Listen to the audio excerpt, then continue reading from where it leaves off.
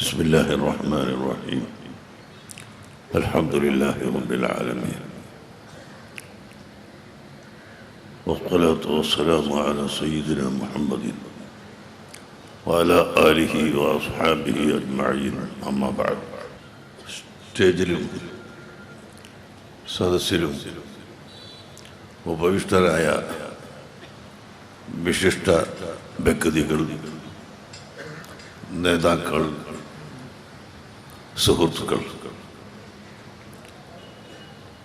മഗ്‌രിബ് നിസ്കാരത്തിൻ്റെ ടൈം അടുത്തു വരുന്നത് കൊണ്ട് ഞാൻ ആ മുഖങ്ങളെല്ലാം ഒഴിവാക്കി രണ്ട് വാക്ക് മാത്രം സംസാരിക്കുകയാണ്. ഇന്ന് സാമൂതിരി രാജവംശത്തിലെ പ്രധാന വ്യക്തികൾ ഇവിടെ സംബന്ധിച്ചു. ക്രൈസ്തവരുടെ നേതൃത്വം വഹിക്കുന്ന നമ്മുടെ പ്രദേശത്തുള്ള മഹൽ വ്യക്തി ഈ യോഗത്തിൽ സംബന്ധിച്ചു. മുസ്ലിം സമുദായത്തിൻ്റെ സമുന്നത നേതാക്കളായ ബഹുമാനപ്പെട്ട സയ്യിദ് അലി ബാഫഖി തങ്ങളെ പോലെയുള്ള ആളുകൾ സംബന്ധിച്ചു. അങ്ങനെ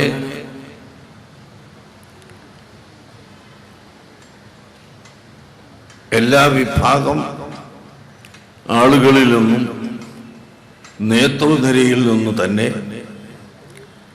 ഈ യോഗത്തിൽ സംബന്ധിച്ചത് കാലഘട്ടത്തിൻ്റെ അനിവാര്യതയും പ്രാധാന്യവും അർഹിക്കുന്നു എന്നത് ഒരു സത്യമാണ്. എന്നാൽ ഇസ്ലാമിക ചരിത്രത്തിലേക്ക് നാം കണ്ണോടിച്ചു നോക്കിയാൽ ചരിത്രത്തിൻ്റെ താളുകൾ നാം മറച്ചു നോക്കുമ്പോൾ എല്ലായിടത്തും ഈ സൗഹൃദം നമുക്ക് കാണാം. ഇസ്ലാം മാത്രമാണ് അല്ലാഹുവിൻ്റെ മതമെന്നും ആ മതം നിങ്ങൾ സ്വീകരിക്കണമെന്നും പറയുന്നതോടൊപ്പം നിർബന്ധിച്ചുകൊണ്ട് അടിച്ചേൽപ്പിക്കുന്ന ഒരു പ്രസ്ഥാനമല്ല ഇസ്ലാം എന്ന് ഖുർആൻ പഠിപ്പിക്കുന്നു. ഇസ്ലാമിൽ ഏതാനും യുദ്ധങ്ങൾ നടന്നിട്ടുണ്ട്. ഈ യുദ്ധങ്ങളെല്ലാം എടുത്തു പരിശോധിച്ചു നോക്കുമ്പോൾ നമുക്ക് കാണാൻ കഴിയുന്നത് ആപേക്ഷികമായി വളരെ കുറവാണ്. അന്നത്തെ ശത്രുക്കൾ, അന്നത്തെ ഭീകരന്മാർ, ആ കാലഘട്ടത്തിലുള്ള വലിയ പോക്കിരികൾ ദാറുൻ നദ്വയിൽ മീറ്റിംഗ് കൂടുകയും പ്രവാചക പ്രഭു മുഹമ്മദ് റസൂലുള്ളാഹി സല്ലല്ലാഹു അലൈഹി വസല്ലം തങ്ങളെ കൊല്ലാൻ തീരുമാനിക്കുകയും ചെയ്തുകൊണ്ട് വളരെ ശക്തിയായ നിലയിൽ ആക്രമണത്തിലൂടെ അക്രമത്തിന്റെ പദ്ധതികൾ മുഴുവനും ആവിഷ്കരിച്ച് പ്രവർത്തിച്ചപ്പോഴും നബി സല്ലല്ലാഹു അലൈഹി വസല്ലം തങ്ങൾ യുദ്ധത്തിന് പോയിട്ടില്ല. ആദ്യമായി യുദ്ധം തുടങ്ങിയത് ശത്രുക്കളായിരുന്നു എന്ന് പരിശുദ്ധ ഖുർആൻ പഠിപ്പിക്കുന്നു. വഹും ബദഊകും അവ്വല മറ. ആദ്യമായി യുദ്ധം ആരംഭിച്ചത് മക്കയിലെ ബഹുദൈവ വിശ്വാസികളായിരുന്നു എന്ന്. ഇസ്ലാം ആദ്യമായി യുദ്ധം ചെയ്യാൻ തുടങ്ങിയിട്ടില്ല. ഇത് ഖുർആന്റെ വ്യക്തമായ വാക്യമാണ്. വഹും ബദഊകും അവ്വല മർറ. ആദ്യമായി യുദ്ധം തുടങ്ങിയത്, ആരംഭിച്ചത് ആ മക്കയിലെ ബഹുദൈവ വിശ്വാസികൾ അത്രേ. അതുകൊണ്ട് തന്നെ അടിച്ചമർത്തി യുദ്ധം ചെയ്ത് പ്രചരിപ്പിക്കപ്പെടേണ്ട മതം അല്ല ഇസ്ലാം എന്ന് ഖുർആൻ വളരെ വ്യക്തമായി പഠിപ്പിച്ചതിന്റെ അടിസ്ഥാനത്തിൽ നബി സല്ലല്ലാഹു അലൈഹി വസല്ലം തങ്ങളും അവിടുത്തെ അനുചരന്മാരും മറ്റ് മതസ്ഥരോട് കാണിച്ച അനുകമ്പയും സ്നേഹവും ചരിത്രത്തിന്റെ നാടുകളിൽ നമുക്ക് കാണാം. 10 ലക്ഷം ഹദീസ് നബിവചനങ്ങൾ. ആ 10 ലക്ഷം നബിവചനങ്ങളിൽ ആദ്യമായി ഒരു ഗുരുനാഥൻ അദ്ദേഹത്തിന്റെ ശിഷ്യന് പറഞ്ഞു കൊടുക്കുന്ന നബിവചനം, ഇർഹമു മൻ ഫിൽ അർളി യർഹംകും മൻ ഫിസ് സമാ. ഓ ജനങ്ങളെ, നിങ്ങൾ ഭൂലോകത്തുള്ള മുഴുവൻ ആളുകളോടും കരുണ കാണിക്കണം, എല്ലാവർക്കും ഗുണം ചെയ്യണം. യർഹംകും മൻ ഫിസ് സമാ, എന്നാൽ ആകാശത്തിന്റെ അധിപനായ അല്ലാഹു നിങ്ങൾക്ക് ഗുണം ചെയ്യും എന്നാണ്.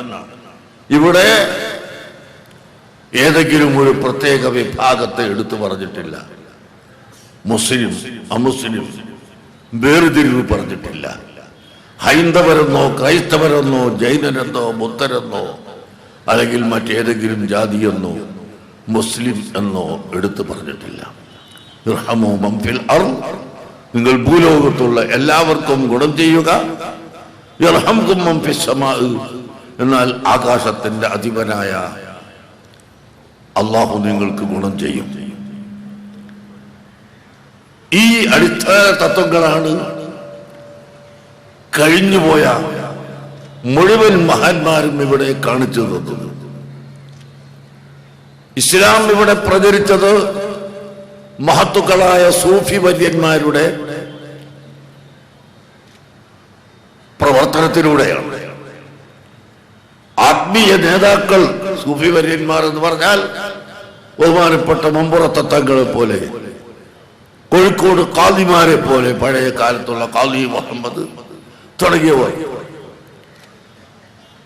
ജിഫ്രി ഹൗസിൽ അന്ത്യവിശ്രമം കൊള്ളുന്ന ഷെയ്ഖ് മുഹമ്മദ് ഷെയ്ഖ് ജിഫ്രി തങ്ങൾ തുടങ്ങിയ മഹത്തുക്കളായ സൂഫി വര്യന്മാർ അഥവാ ആത്മീയ നേതാക്കൾ, ആ നേതാക്കളുടെ ആത്മീയതയിലൂടെ അത് കണ്ട് പഠിച്ചിട്ട് മാത്രമാണ് ഇസ്ലാം ഇവിടെ പ്രചരിച്ചത്. വാടുകൊണ്ടും കുന്തം കൊണ്ടും മറ്റ് സമുദായത്തെ എതിർത്തുകൊണ്ടും അല്ല, മറിച്ച് ഇസ്ലാം ഇവിടെ പ്രചരിച്ചത് തികച്ചും ഈ സൂഫി വര്യന്മാരായ മഹത്തുക്കളുടെ വിനയവും അവരുടെ സൽസ്വഭാവവും അവരുടെ ജനങ്ങളോടുള്ള ബഹുമാനവും ആദരവും ആണ്.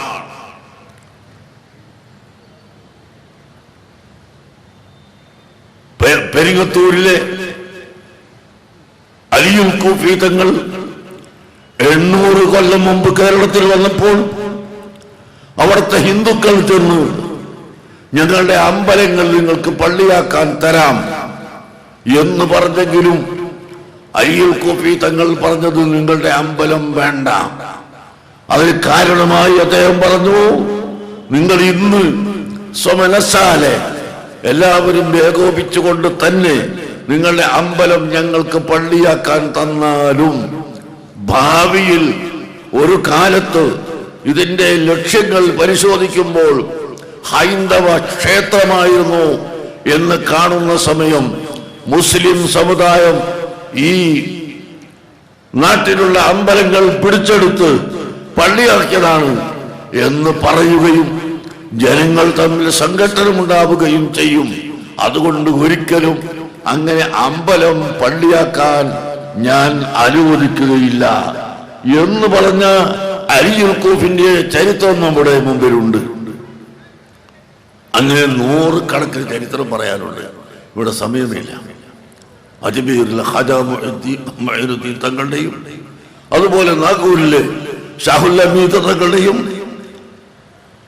മറ്റ് ഇന്ത്യ രാജ്യത്തെ മുഴുവനും പരിശോധിച്ചു നോക്കിയാൽ വലിയ വലിയ സൂഫി വര്യന്മാരായ മഹത്തുക്കൾ അവരുടെ ചരിത്രത്തിലൂടെ മാത്രമാണ് ഇസ്ലാം ഇവിടെ പ്രചരിച്ചത്. അത് ആ ചരിത്രത്തിലെല്ലാം മറ്റ് മതസ്ഥരുമായുള്ള ബന്ധം പൂർണ്ണമായി വിച്ഛേദിക്കാത്ത വിധത്തിലാണ്. ടിപ്പു സുൽത്താൻ എല്ലാവർക്കും അറിയുന്ന വ്യക്തിയാണ്. ടിപ്പു സുൽത്താന്റെ മന്ത്രിമാരിൽ ഹൈന്ദവ സഹോദരന്മാരുണ്ടായിരുന്നു എന്ന് ആർക്കാണ് അറിയാത്തത്? ടിപ്പു സുൽത്താൻ ഒരു വലിയാണ്, വലിയ പണ്ഡിതനാണ്. അദ്ദേഹത്തിന്റെ ഭരണം ഇവിടെ ശക്തമായി നടന്നിട്ടുണ്ട്. ആ കാലഘട്ടത്തിൽ അദ്ദേഹത്തിന്റെ മന്ത്രിമാരുടെ കൂട്ടത്തിൽ അമുസ്ലിമിനെ വെച്ചിട്ടുണ്ടായിരുന്നു എന്ന് ചരിത്രം നമ്മളെ പഠിപ്പിക്കുന്നു. അതുകൊണ്ട് തന്നെ ഈ രാജ്യത്ത് എപ്പോഴും മതസൗഹാർദ്ദവും മതമൈത്രിയും നിലനിൽക്കണം. വർഗീയത ഉണ്ടാകാൻ പാടില്ല. വർഗീയത എന്ന് പറഞ്ഞാൽ ഒരു വർഗത്തിന്റെ മതം ആശയം മറ്റൊരു വർഗത്തെ അടിച്ചേൽപ്പിക്കുക എന്നാണ്. എന്നല്ലാതെ ഒരു വർഗം അവരുടെ ആശയം മുറുകെ പിടിച്ചു നിൽക്കുന്നതിന് വർഗീയത എന്ന് പറയുകയില്ല. മുസ്ലിംകൾ ഇസ്ലാമിനെ മുറുകെ പിടിച്ചു നിൽക്കണം. ഹൈന്ദവർ ഹിന്ദു മതത്തെ മുറുകെ പിടിച്ചു നിൽക്കുന്നു. ക്രൈസ്തവർ അവരുടെ മതത്തെ മുറുകെ പിടിച്ചു നിൽക്കുന്നു. ഇതിന് വർഗീയത എന്ന് പറയില്ല. മറിച്ച് ഏതെങ്കിലും ഒരു മതത്തിന്റെ നിയമങ്ങളും ആചാര കർമ്മ പദ്ധതികളും മറ്റൊരു മതത്തിന്റെ മേൽ അടിച്ചേൽപ്പിക്കപ്പെടുക, അതാണ് വർഗീയത. അതൊരിക്കലും ഇസ്ലാം അനുവദിച്ചിട്ടില്ല. അതുകൊണ്ട് തന്നെ വളരെ ശക്തമായ നിലക്ക് നാം മനസ്സിലാക്കണം. ഇന്ന് ഇവിടെ തർക്കം പറഞ്ഞുകൊണ്ടിരിക്കുന്ന ഏക സിവിൽ കോഡുകളും അതുപോലെ മറ്റ് പ്രശ്നങ്ങളുമെല്ലാം പൊന്തി വരുന്നതും യഥാർത്ഥത്തിൽ ഇസ്ലാമിനെ സംബന്ധിച്ച് പഠിക്കാത്തത് കൊണ്ടാണ്. ഈ വർഗീയമായി മുസ്ലിം സമുദായത്തിന്റെ പേരിൽ ആരോപിക്കപ്പെടുന്നത് ഇസ്ലാമിനെ പഠിക്കാത്തത് കൊണ്ടാണ്. ഇസ്ലാം എന്ന് പറയുമ്പോൾ മുസ്ലിം എന്നത് ഒന്ന് വേർതിരിച്ച് നിങ്ങൾ കാണണം. അതായത് ഇസ്ലാം മതത്തിന്റെ നിയമവും ഇസ്ലാം അംഗീകരിച്ചു വന്ന പദ്ധതിയുമാണ് നാം പറയുന്നത്. ആ കൂട്ടത്തിൽ ഏതെങ്കിലും ഒരു മുസ്ലിം ഇസ്ലാമിന്റെ നിയമത്തിന് വിരുദ്ധമായി ചെയ്താൽ അത് അദ്ദേഹത്തിന് മാത്രം ബാധകമാണ്, അത് ഇസ്ലാമിന് ബാധകമല്ല.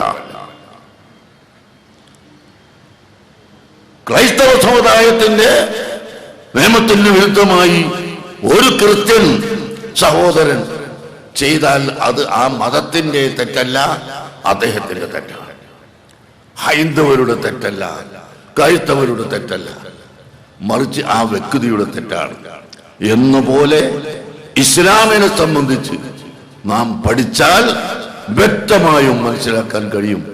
ഇസ്ലാം ഒരിക്കലും വർഗീയവാദത്തിന്റെ മതമല്ല, ഭീകരതയുടെ മതമല്ല, തീവ്രവാദത്തിന്റെ മതമല്ല, സഹിഷ്ണുതയുടെയും സമാധാനത്തിന്റെയും ധാർമ്മിക ബോധം വളർത്താനുമുള്ള ഒരു മതമാണ് ഇസ്ലാം എന്ന്. അതുകൊണ്ട് തന്നെ ഇസ്ലാം ശരിയായ തലക്ക് മനസ്സിലാക്കുകയും മനസ്സിലാക്കിക്കൊണ്ട് അതിനെ വിലയിരുത്തുകയും ചെയ്യണം. നമ്മുടെ ഫാദർ പറഞ്ഞതുപോലെ ചിലര് ശരീഅത്ത് സമ്മേളനത്തിൽ കയറി നിന്നാലും അവിടെയും മറ്റു ചിലരെ ആക്ഷേപിക്കാനാണ് അവർക്ക് സമയം കണ്ടെത്തുന്നത്. അതാണ് നമ്മൾ കണ്ടുവരുന്നത്. അങ്ങനെ അങ്ങും ഇങ്ങും ആക്ഷേപിക്കുന്ന ഒരു സമയം ഒരു സന്ദർഭമുണ്ടായാൽ ഇവിടെ സമാധാനം ഉണ്ടാവില്ല. അങ്ങനെയാണ് നമ്മൾ കണ്ടുവരുന്നത്. അതുകൊണ്ട് മതത്തിന്റെ കാര്യം മതപണ്ഡിതന്മാര് മാത്രം പറയുക. മതപണ്ഡിതന്മാര് മറ്റുള്ളവർ സ്വീകരിക്കുക. അതല്ലാത്ത പക്ഷം ഇവിടെ അപകടമുണ്ടാകും. അത് വളരെ സൂക്ഷ്മമായി മനസ്സിലാക്കുകയും മതപണ്ഡിതന്മാർ യോജിച്ചുകൊള്ളും ഈ കാര്യങ്ങളെല്ലാം സന്ദർഭോചിതമായി പറയുകയും ജനങ്ങളെ പഠിപ്പിക്കുകയും, അത് പഠിപ്പിച്ചാൽ ജനങ്ങൾ തീർച്ചയായും പിന്നാലെ വരും, ജനങ്ങൾ അതിന് പിന്നിൽ നിൽക്കും. അതിൽ അർഹതയില്ലാത്തവർ കയറിച്ചെന്ന് പറഞ്ഞാൽ അതാണ് ഇവിടുത്തെ ഏറ്റവും വലിയ ബുദ്ധിമുട്ട്. മതം പഠിക്കാത്ത ആള് മതത്തെ സംബന്ധിച്ച് പറഞ്ഞ് അത് കുഴപ്പം വന്നാൽ സ്റ്റേജിൽ നിന്ന് പ്രസംഗിക്കുന്ന ആളല്ലേ എന്ന് കരുതി ആളുകൾ പെട്ടുപോകും. അതുകൊണ്ട് ഓരോ ആളുകളെയും ഫീൽഡിൽ അവർ പ്രവർത്തിക്കുക, രാഷ്ട്രീയം പ്രവർത്തിക്കുന്നവർ അവരുടെ മണ്ഡലത്തിൽ പ്രവർത്തിക്കുക, അവരുടെ മാർഗത്തിൽ പ്രവർത്തിക്കുക. അതേസമയത്ത് പണ്ഡിതന്മാരുമായും അല്ലാത്തവരുമായി സഹകരിക്കുക, വിധി പറയാൻ വരാതിരിക്കുക. അതാണ് നാം ചെയ്യേണ്ടത്. അങ്ങനെ പണ്ഡിതന്മാരും നേതാക്കളും രാഷ്ട്രീയ പ്രവർത്തകരും മുസ്ലിംകളും ഹൈന്ദവരും ക്രൈസ്തവരും മറ്റേത് മതസ്ഥരുണ്ടെങ്കിലും എല്ലാ മതസ്ഥരും യോജിച്ചുകൊണ്ട് നമ്മുടെ ഈ രാജ്യത്തിന്റെ സഹിഷ്ണുതയും സമാധാനവും നിലനിർത്താൻ ഒന്നായി പ്രവർത്തിക്കണം എന്ന് മാത്രം ഈ സമയത്ത് ഞാൻ അഭ്യർത്ഥിച്ച് എന്റെ വാക്കുകൾ അവസാനിപ്പിക്കുകയാണ്. നാം ഈ കാണുന്നത് പോലെയല്ല, പിടുത്തം വിട്ടുപോയാൽ പിന്നെ പിടിക്കാൻ കിട്ടൂല. കലാപം, എവിടെയെങ്കിലും കലാപം ഉണ്ടാക്കിയാൽ ആ കലാപം പിന്നെ കെടുത്താൻ പ്രയാസമാണ്. അതുകൊണ്ട് ഏത് കലാപവും ഉണ്ടാകുന്നതിന്റെ മുമ്പ് അത് സൂക്ഷിക്കണം. ഹിന്ദു മുസ്ലിം സംഘടനമായാലും ക്രിസ്ത്യൻ മുസ്ലിം സംഘടനമായാലും ക്രിസ്ത്യൻ ഹിന്ദു സംഘടനമായാലും മറ്റേത് സംഘടനമായാലും സംഘടനം ഉണ്ടാകാൻ പോകുന്നതിന്റെ മുമ്പ് അത് ഉണ്ടാകാതിരിക്കാനുള്ള മാർഗങ്ങൾ നാം കണ്ടുപിടിക്കുകയും അതിനുവേണ്ടി നാം ഒത്തൊരുമിച്ച് പ്രവർത്തിക്കുകയും ചെയ്യണം എന്ന് മാത്രം പറഞ്ഞുകൊണ്ട് ഈ പരിപാടി സംഘടിപ്പിച്ച SSF വിദ്യാർത്ഥികൾക്കും അതുപോലെ നമ്മുടെ ഈ സദസ്സിൽ വിദ്യാർത്ഥികളുടെ ക്ഷണം സ്വീകരിച്ച് വന്ന രാജ പ്രതിനിധി അവർക്കും പ്രതിനിധിക്കും മറ്റ് ക്രൈസ്തവ പ്രതിനിധികൾക്കും മറ്റെല്ലാ നേതാക്കൾക്കും കൃതജ്ഞത അറിയിച്ചുകൊണ്ട് ഈ യോഗം അല്പം വൈകിയാണെങ്കിലും ഔപചാരിക ഉദ്ഘാടനം ചെയ്തതായി അറിയിച്ചുകൊണ്ട് വാക്കുകൾ നിർത്തുന്നു. അല്ലാഹു അക്ബർ. ഹബീബ് ഉമർ ഹഫീൽ യമൻ രചിച്ച ഇഹ്യാ ഉലൂമുദ്ദീൻ സംഗ്രഹം പുസ്തകം പ്രകാശനം ചെയ്യുന്നു. ആദരണീയനായ കാന്തപുരം ഉസ്താദ് സ്വീകരിക്കുന്നു. ചെറുവണ്ണൂർ അബൂബക്കർ ഹാജി.